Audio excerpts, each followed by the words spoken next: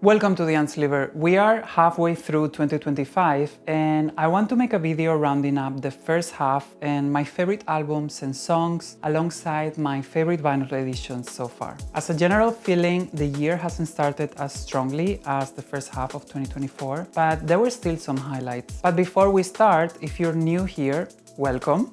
I do unboxing and reviews of vinyl editions and also do deep dives and album rankings from the artists that I love. So make sure to check out my other videos and hit the subscribe button if you like them. Stay until the end as I will be discussing some of my most anticipated releases for the second half of the year.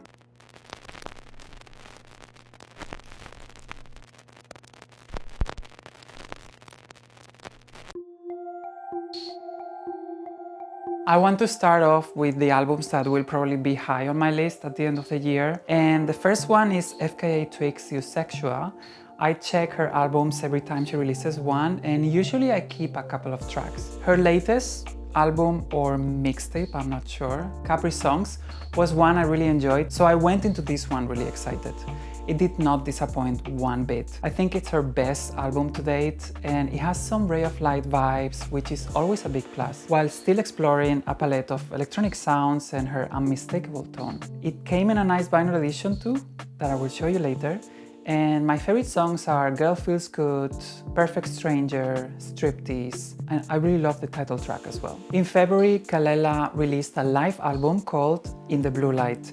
It was recorded during two concerts she did at the Blue Note Jazz Club in New York. She mentions how important this club and jazz music in general was to her musical journey, and I love that the album leaned into those influences with reimagined versions of her songs and a couple of covers. The vinyl edition was first released for Record Store Day, and it has become one of my favorite live albums to listen to on vinyl. My favorite tracks are Better, Enemy, All the Way Down, and I love Love Notes as well. I think Love Notes is probably my highlight for this album. March brought with it one of the biggest pop releases of the year, Lady Gaga's Mayhem. I am more of a casual Gaga fan, but I enjoy a couple of her albums. To me, this was truly a return to form. I was not a fan of Chromatica, and at first I didn't love this album either, besides a couple of tracks, but I have warmed up to it and now I love it. It feels like she had a victory lap with this album, from the massive hit Abracadabra to her iconic concerts at Coachella and Rio. It is very deserved, as I think she's a very talented performer and artist. My favorites from the album are Disease, Abracadabra, Garden of Eden, I love Killa as well, and Die With A Smile, which was a hit before the album came out, so I'm not sure it was originally done for the album, but I really love it. In May, Kali Uchis' fifth studio album, Sincerely, was released. With a more chill vibe than her previous album, Orquídeas, Kali has crafted an album really meant to be listened to in full. Instead of prioritizing short songs that can get her a quick hit, she focused on an immersive experience. The sound feels like an expansion to her more soul-oriented stuff from the early days, but I really enjoy the psychedelic elements that permeate the album. She released multiple vinyl editions for it, all beautiful, and I will show you one of them later in the video. My favorite songs are Heaven Is a Home, Lose My Cool, Territorial, Angels All Around Me, and I Love You So Much It Hurts. Another album released on the same month is Lifetime by Erika de Casier. She's not an artist who was on my radar at all, and this is her fourth album. I am so glad I checked her out because this has been on constant repeat in the past few weeks. I love the vibe that reminds me a bit of Erotica era Madonna, Janet's self-titled, and Sade's Love Deluxe. There's also a lot of trip hop in there, and impressively, she wrote and produced the entire album by herself. The album is a nice, immersive, and chill experience, and I highly recommend it. My favorite songs are Miss, Seasons, You Got It, The Garden, and Two Thieves. And I want to make a quick roundup of other albums that I have enjoyed before moving on to the songs. The first one is Bad Bunny, who released Debí Tirar Más Fotos, and I love how personal the album is. I usually check out his hits because he has many, but I've never really dove into an album until I saw this one getting so many great reviews. So I had to check it out. And I have to say I love it, and also the visuals that he released for some of the songs are quite interesting, so I recommend you watch them. Shy Girl also released her EP Club Shy Room 2, and it's such a fun, upbeat listen. My favorite Spanish band, Amaral, released their 9th studio album, Dolce Vita, and it's a true return to form after a couple of albums that I didn't really connect to. Another return to her roots, Javiera Mena, came back with Inmersión. I still have to listen to it a bit more, but I enjoyed the first few listens. And an amazing R&B record, Coco Jones' debut album, Why Not More, is hitting all the right spots for me. And I think it could end up being quite high on my list at the end of the year. Another Spanish singer, María Pelae, released her fourth album, El Evangelio. And while she is rooted in flamenco and the tradition of folclóricas in Spain, her music is quite varied with a lot of genre bending and lots of humor, so I recommend it. Queen of short songs, Pink Panthers, came out with a banger of a mixtape. Fancy That delivers 20 minutes of bangers, inspired and even sampling songs from Basement Jaxx or Groove Armada. And she even has time to recover a lost gem by William Orbit with the Sugar Babes. Lido Pimienta released her fourth album, La Belleza, and it truly honors its name. It's a very dramatic album with orchestral arrangements and choirs, just gorgeous. Miley Cyrus released her album Something Beautiful, and I'm more of a casual Miley fan and usually save a couple of tracks from her albums, and this one was no different. Shura came back with her long-awaited third album, I Got Too Sad for My Friends, and I think I need to give it a bit more time to truly get into it, but the album has some gorgeous and heartbreaking moments, like the song Online. And finally, Addison Rae released her debut, Addison. I didn't know who she was until this album. I know she's of TikTok fame, and there were some demos a few years ago running around.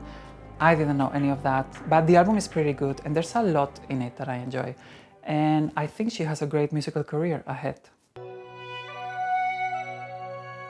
Moving on to the songs I've been loving the most this year, I will focus on songs not included in the albums that I just mentioned.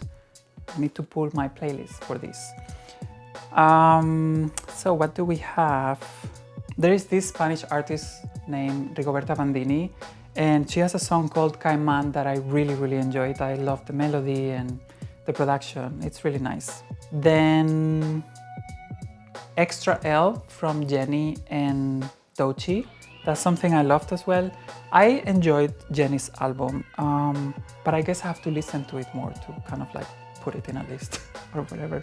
But this song is a lot of fun. Of course, there's Sugar Babes, who released 2 singles, Jungle and Weeds, and I love both of them. I'm super excited about their album. Ariana Grande also released her Deluxe from Eternal Sunshine, and Twilight Zone is the one that I keep listening to even a couple of months after it was released. Then what else do we have? Oh yeah, Lana Del Rey, Bluebird. I know she released like 1 or 2 or 3 songs, I don't know. Bluebird is the one for me. It's such a gorgeous song. And then we have a collaboration between Davido and Victoria Monet, Offa Me, that's been on heavy rotation as well. And I also have Megan Thee Stallion, Whenever. I love Megan. I think if you've seen other videos, you know I love Megan Thee Stallion. Hikaru Utada, they released Mine or Yours, which was kind of tied into a tea commercial, and then it was released as a standalone single, and I really recommend the music video. It's amazing, and you can watch the making of as well, which was quite interesting. What else? Fiona Apple came back with one song called Pre-Trial, which is a very political song, and I really enjoyed it, and I recommend you watch the video as well, because it includes all the story that the song is about, and I found it really interesting and touching. We have also Bad Gyal, who released a couple of tracks. She usually releases a few tracks before she goes into releasing the album, and the last one she's released is called Dame. And I love that one as well. There's a lot of Spanish artists here. Obviously Mariah Carey, Type Dangerous, which I love, but I'll talk about it a bit later. I have created a YouTube playlist with all the songs I'm enjoying this year, and you can find it in the description to this video if you want to check it out. Eusexua came out in a bunch of different variants, and this one here is the European Milky Clear edition that comes with a sticker, a small fold-out booklet with lyrics, and a massive poster.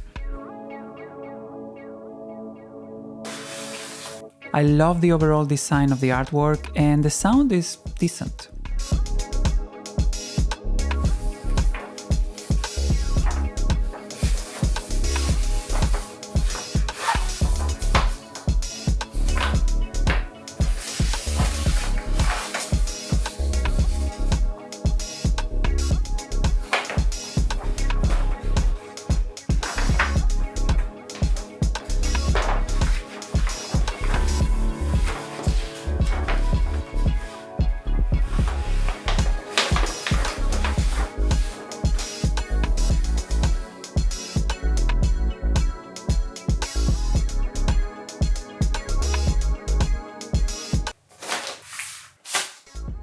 Mayhem also came out in many different variants, as is to be expected with many big mainstream releases in 2025. I settled for this European yellow pressing with alternate cover, and it's a pretty cool edition that comes in a gatefold with printed inner sleeves and thick, nice semi-gloss paper.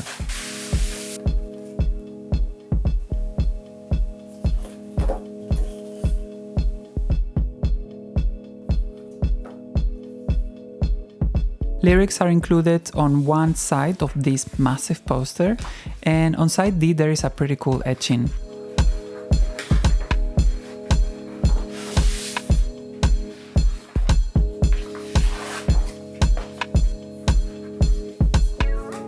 The sound is amazing, very well mastered for vinyl, and I didn't notice any surface noise or mistakes.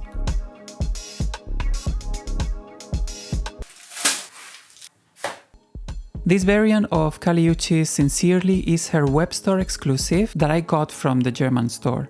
The lenticular cover is fun, but it also comes with a lot of other goodies.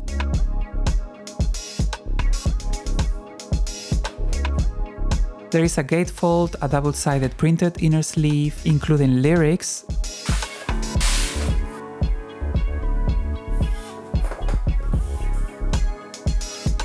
and this copy came with two letters, one is signed personally by her and the other one printed.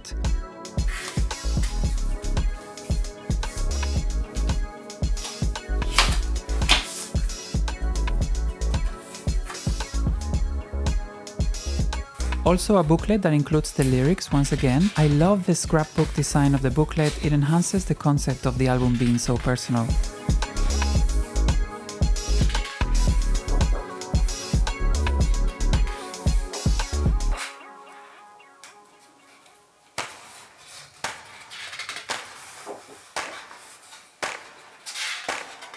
The disc looks beautiful, and thankfully it sounds beautiful too. There is a bit of noise in a couple of moments, but overall I'm happy with it. This is the standard edition of Maria Peláez's album. There was another limited edition with a book where she explained what each song is about, but I missed out on that one. I love the gatefold photo, it comes with a booklet that includes lyrics, and the record sounds decent, although I would have liked the low end to be a bit more prominent.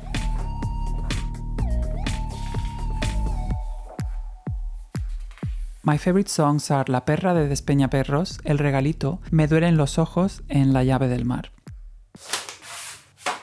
This is a web store exclusive of Shy Girls EP. It comes pressed in 45 RPM and it's pretty basic, but I love the look of the vinyl. The sound is immaculate, one of my favorites this year.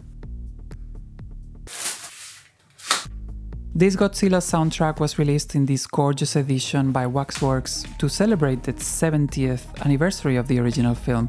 It comes in a gatefold and a printed insert, but the star of the show is the look of the vinyl. It's so pretty.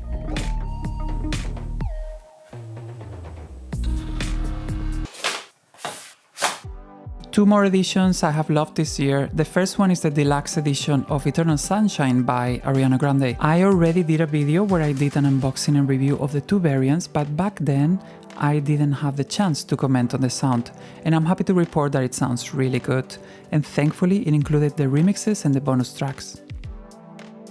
You can watch the full video in the link below. The second one is this 20th anniversary edition of The Emancipation of Mimi, which is housed in a luxurious box set with 5 LPs containing the standard album, B-sides and remixes. You can also watch the full video below.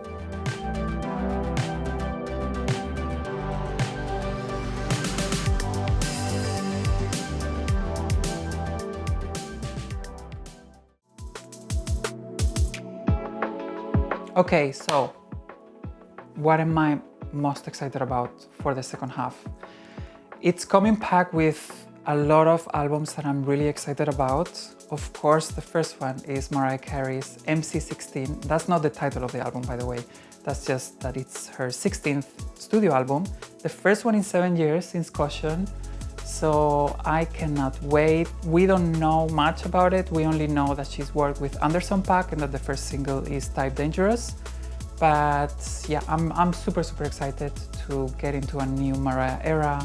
I'm sure there's going to be a lot of vinyl variants, so I am putting some money aside already. Then in August, Ethel Cain will release her second studio album, which is a prequel of the story told in The Incredible Preacher's Daughter, which I highly recommend if you haven't listened to it. And I cannot wait to continue the experience of this world-building high-concept album she's releasing. Also in August, the second solo album of Alison Goldfrapp. So far, the 3 singles that she has released are really great, and I'm super excited. This time she has worked with Stefan Storm, who is a member of The Sound of Arrows, and his sound fits her like a glove. And besides Mariah, my most anticipated album of the year is Jade's That's Showbiz Baby. I was not a follower of Little Mix, but I am full-on a super fan of Jade. Her material released so far is stellar, and so is she. I'm sure and very confident that the album will be amazing. There's also an album coming from Madonna.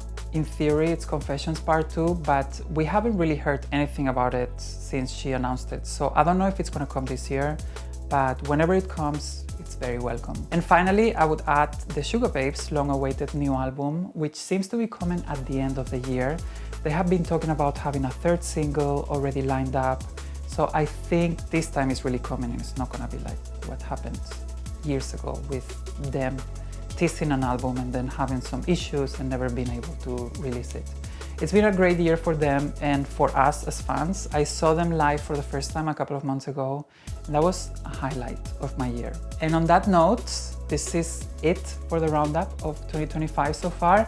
Let me know in the comments what have you been listening to and if there's any albums or songs you would recommend. And if you enjoyed this video, please share it with your friends and subscribe if you haven't yet. Thanks for watching. See you next time.